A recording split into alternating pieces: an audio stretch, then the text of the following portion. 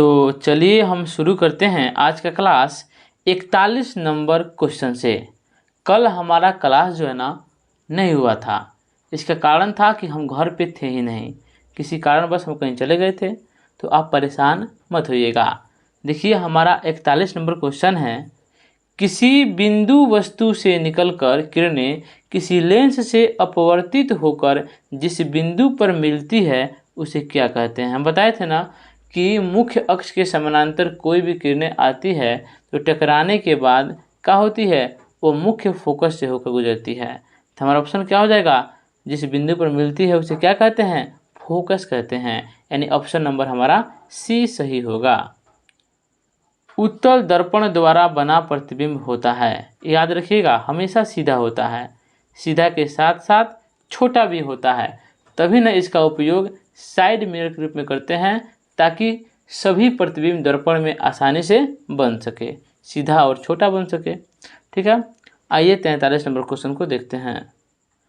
बड़े द्वारक के अवतल दर्पण के मुख्य फोकस पर एक बिंदु बिंब स्थित है। ठीक है, कोई बड़ा द्वारक का एक अवतल दर्पण है जिसके मुख्य फोकस पर क्या है, एक बिंदु पे क्या है, कोई वस्तु रखी गई है, कोई बिंब रखा गया है जिसका एक प्रतिबिंब अनंत पे बनता है। सभी कोई जानता है कि एक प्रतिबिंब कहाँ बनता है, अनंत पे बनता है। यदि वस्तु को हम फोकस पे रखेंगे तो इसका प्रतिबिंब कहाँ पे बनेगा, अनंत पे बनता है। ठीक है, लेकिन गोलीय विपथन के कारण उसका अन्य प्रतिबिंब कहाँ बनेंगे, यही तो लॉजिक है। तो कहाँ बनेंगे, काल्पनिक तथा दर्पण के पीछे बनेंगे। कहाँ बनेंगे, काल्पनिक तो बनवे करेंगे लेकिन दर्पण के पीछे बनेंगे। गोलीय दर्पण में फोकसांतर एवं वक्रता त्रिज्या के बीच संबंध f बराबर r/2 होता है। देखिए ना, f बराबर r/2 किधर है, f बराबर r/2 कहीं नहीं है, इसको उलट देंगे यानी r बराबर 2f।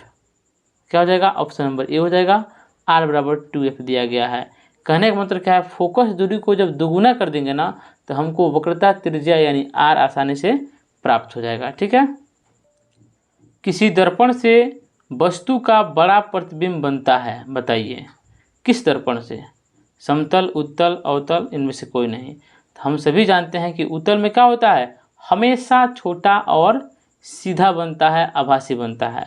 लेकिन एक अवतल ही है जो सभी प्रकार के प्रतिबिंब को क्या करता है, बनाता है।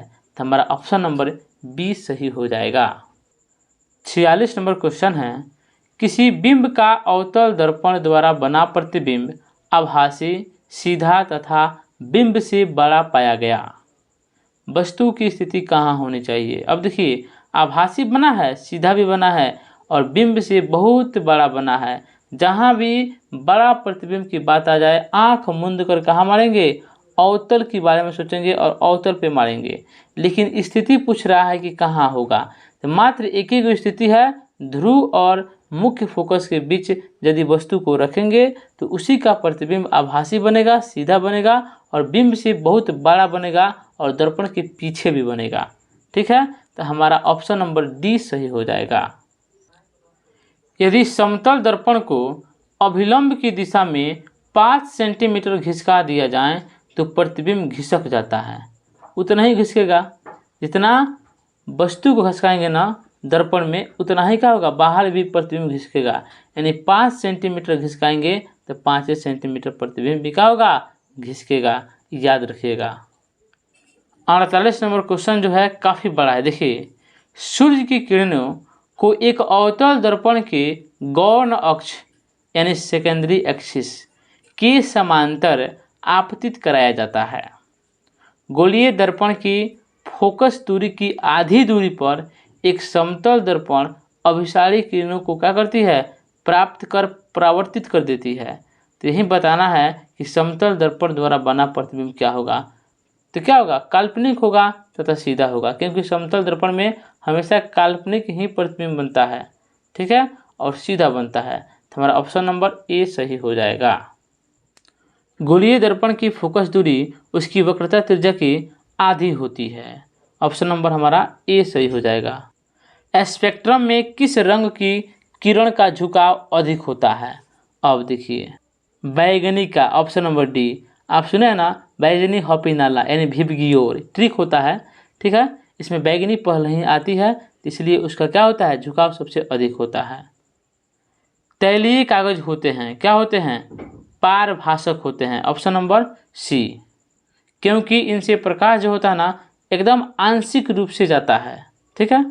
पूर्ण रूप से जाएगा तो क्या कहेंगे, पारदर्शक कहेंगे, साफा नहीं जाएगा तो अपारदर्शक कहेंगे, थोड़ा थोड़ा जाएगा तो पारभाषक है, ठीक है। किसी दर्पण से आप चाहे कितनी भी दूरी पर खड़े हों, आपका प्रतिबिंब सदैव सीधा प्रतीत होता है। संभवतः दर्पण क्या है, एक ही ऑप्शन हो सकता है, ऑप्शन नंबर डी, या तो समतल हो सकता है या उत्तल हो सकता है। क्यों, क्योंकि इसमें क्या है, प्रतिबिंब सीधा है, सीधा इसी में न होता है, ठीक है। किस दर्पण से हमेशा वस्तु से छोटा प्रतिबिंब प्राप्त होता है, एकदम उत्तल दर्पण से, क्योंकि उत्तल दर्पण ही एक ऐसा दर्पण है जो हमेशा छोटा बनाता है प्रतिबिंब को, ठीक है। -4 डायोप्टर क्षमता वाले अवतल लेंस की फोकस दूरी होगी, जिसकी क्षमता 4 है उसको बताना है कि फोकस दूरी क्या होगी। तो इसको कैसे निकालेंगे, देखिए यहाँ पे हम जानते हैं कि P बराबर क्या होता है, P बराबर 100/f होता है।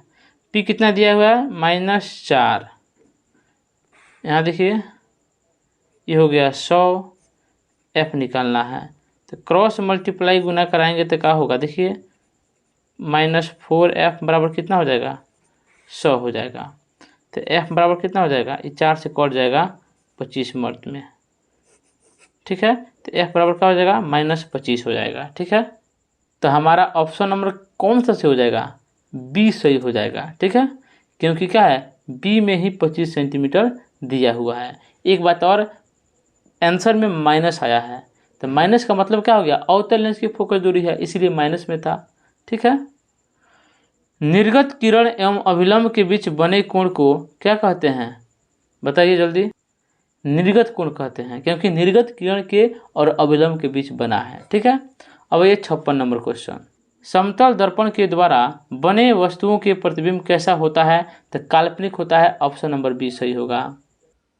एक गोलीय दर्पण की फोकस दूरी +20 सेंटीमीटर है तो यह गोलीय दर्पण कैसा है। यहाँ प्लस है ना फोकस दूरी, तो प्लस किस में होता है, उत्तल दर्पण में होता है, यानी ऑप्शन नंबर हमारा ए सही हो जाएगा। प्रकाश की चाल विभिन्न माध्यमों में विभिन्न होती है, अलग अलग होती है, यानी हमारा ऑप्शन नंबर बी सही होगा। इस सब प्रकार के ऑब्जेक्टिव क्वेश्चन में दम थोड़े है, थोड़ा सा हिंट्स मिला, समाप्त। स्नेल के नियम का गणितीय रूप कौन सा है, sin I/sin r, यानी ऑप्शन नंबर ए सही हो जाएगा। आज का लास्ट क्वेश्चन है 60 नंबर, किसी कोलाइडी विलयन में निलंबित कणों से प्रकाश के प्रकीर्णन को कहा जाता है, टिंडल प्रभाव, काफ़ी इम्पोर्टेंट है टिंडल प्रभाव, ठीक है। तो आज का हमारा टारगेट पूरा हुआ। यदि आप मेरे चैनल को सब्सक्राइब नहीं किए हैं तो प्लीज़ चैनल को सब्सक्राइब कीजिए और अपने दोस्तों में भी बताइए। आप जल्दी से 1000 सब्सक्राइब पूरा कीजिए, ये हमारे बस की बात नहीं है, ये आप अगर चाहेंगे ना तो महीना दिन बहुत ज़्यादा हो गया, लेकिन आप लोग नहीं चाहेंगे ना तो 10 बरस भी कम पड़ जाएगा। तो प्लीज़ आप सपोर्ट कीजिए, इस वीडियो को अपने दोस्तों में फैलाइए, बताइए, और क्या, ठीक है। चलते हैं, कल फिर मिलेंगे अगले क्वेश्चनों के साथ। जय हिंद, जय भारत।